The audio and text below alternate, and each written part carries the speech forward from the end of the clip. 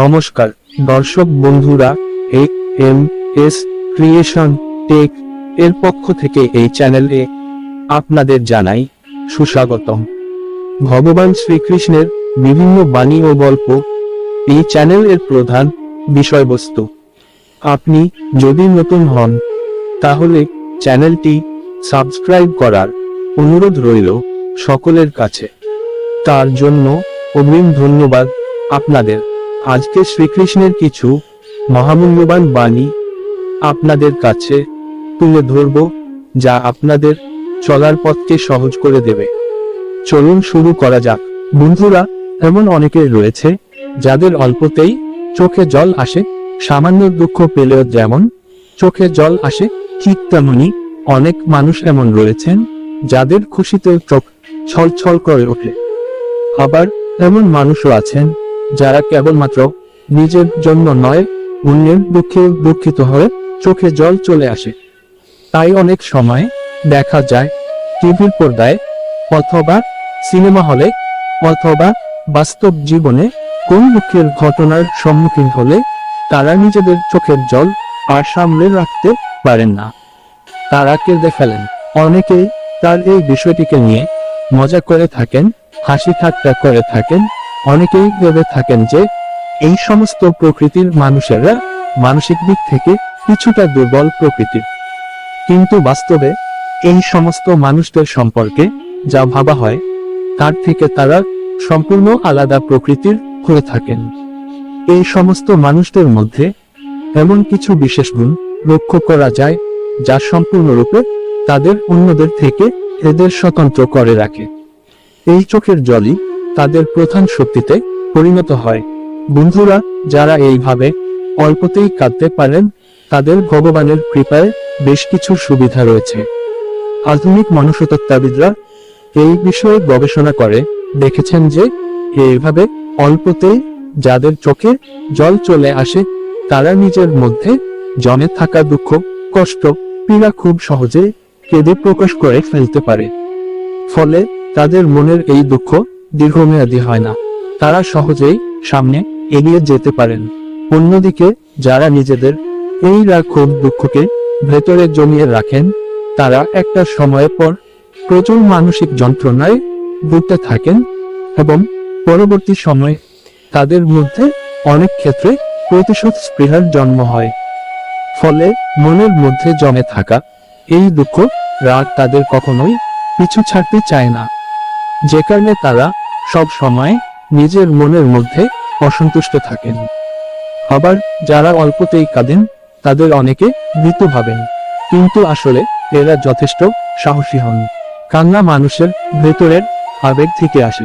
এটি এমন একটি আবেগ যা অনেক সময়ই সবার সামনে অনেকে প্রকাশ করতে পারে না। তাই বেশিরভাগ মানুষ চাইলেও সহজে সবার সামনে কাঁদতে পারেন না, কারণ তারা নিজেদের দুঃখের মুখোমুখি হতে ভয় পান, পাশে যদি কেউ কিছু বলে ফেলে। কিন্তু যারা সহজেই কেঁদে ফেলেন তারা যথেষ্ট সাহসী হন। তাদের চোখের জল তাদের মনের মধ্যে সেই শক্তির যোগান দেয় যার মাধ্যমে তারা নিজের বিভিন্ন সমস্যা সমাধান করতে সক্ষম হন। তারা যথেষ্ট আত্মবিশ্বাসী হন।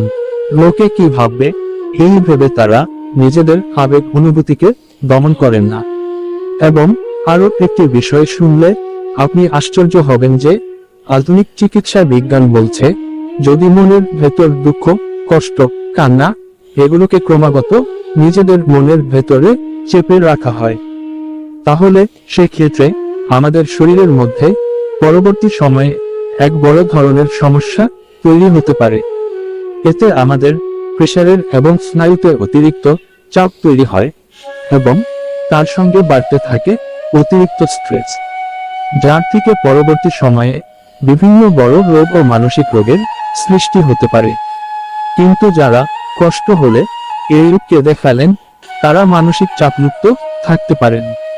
তাদের এই চোখের জল তাদের ভেতরের দুঃখ কষ্টকে অনেকখানি কমিয়ে দিয়ে মনকে হালকা করে দেয়। আর সেই জন্যই এই বিষয়টি আপনারা হয়তো দেখে থাকবেন যে কোন প্রিয়জনের মৃত্যুর পর তাকে কান্না করতে বলা হয়। যদি নিজের কোন প্রিয়জনের মৃত্যুর পর ব্যক্তি কান্না না করেন, তাহলে সেই ব্যক্তি মানসিক রোগীতে অথবা এক কঠোর ব্যক্তিকে পরিণত হন। বন্ধুরা, অনেক সময় এদের কান্না দেখে নাটকে প্রকৃতির মনে হতে পারে, কিন্তু যারা সত্যি করেই আবেগের বশে কাঁদেন তারা আদতে খুবই ভালো মানুষ হয়ে থাকেন। এদের মনের ভেতরটা খুবই পরিষ্কার থাকে এবং সহজেই পড়া যায়। এরা খুব ভালো বন্ধু হতে পারে। নিজের একান্ত প্রিয় ব্যক্তি হওয়ার জন্য এরা খুবই উপযুক্ত, কারণ এই সমস্ত মানুষেরা যেহেতু নিজেরা আবেগপ্রবণ হয়ে থাকে, তাই সামনের মানুষকে এমন কোন কথা বলেন না যাতে সামনের মানুষটির মনে আঘাত লাগে। তাই অল্পতেই কেঁদে ফেলা বন্ধু বা জীবন সঙ্গী পাওয়া নিতান্তই ভাগ্যের বিষয়। তবে যারা মায়াকান্না করে থাকে তাদের সঙ্গে এই সমস্ত মানুষদের গুলিয়ে দেবেন না, কারণ যারা মায়া কান্না করে থাকে তারা মূলত নিজের কোনো স্বার্থ সিদ্ধির জন্য এই প্রকার কান্না করে থাকে। কিন্তু যারা সত্যি করেই মনের আবেগ থেকে কান্না করে থাকেন তারা নিঃসন্দেহে আর 5 জন মানুষের থেকে অনেকখানি আলাদা। আপনি কি এই রকম অল্পতেই কেঁদে ফেলেন, বা আপনার জানা এমন কোন প্রিয় মানুষ রয়েছে যারা অল্পতেই এইভাবে কেঁদে ফেলেন?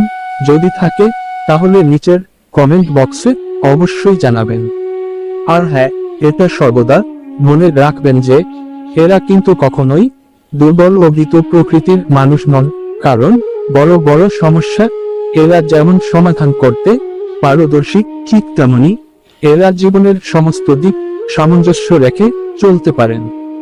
আজ এই পর্যন্ত, শেষ পর্যন্ত সাথে থাকার জন্য সকলকেই ধন্যবাদ। সকলেই ভালো থাকবেন এই আশা রেখে সকলকেই বিদায় জানাচ্ছি।